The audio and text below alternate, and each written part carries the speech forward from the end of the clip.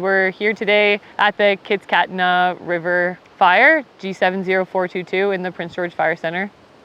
My name's Kiah Allen and I'm the Operations Section Chief for IMT5.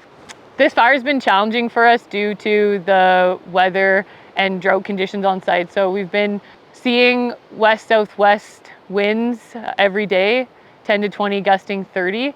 As well, the Prince George Fire Center is in extreme drought conditions. So the weather combined with the indices has caused us to see extreme fire behavior every day since this incident started.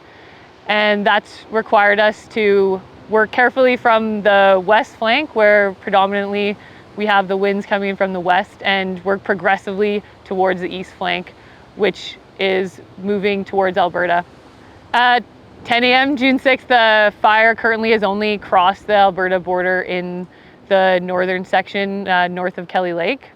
However, we anticipate extreme fire behavior this afternoon in association with a dry cold front that's going to have us see winds switch from our west-southwesterly pattern into a northwest flow.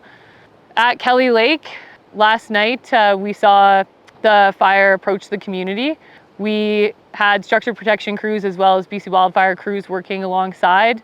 We also had our heavy equipment groups as well as a night viz capable helicopters working through the night to help protect the community.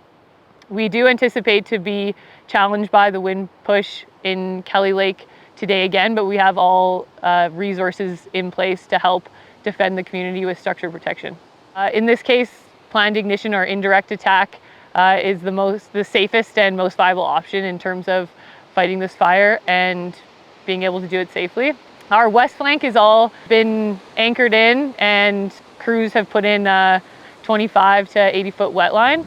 As we come around the southwest flank of the fire, we've used planned ignitions to bring fire to the guard, and it's been tied into Highway 52 to the south.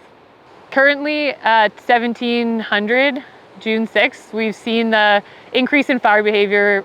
Again, this is due to the increase in wind and drop in RH. So we've begun to be challenged on the north flank and the northeast flank around Kelly Lake. And we've seen minimal fire growth, fortunately, in the south flank so far. However, we anticipate that we could see an increase in fire behavior and a push towards the south and the east and towards Alberta.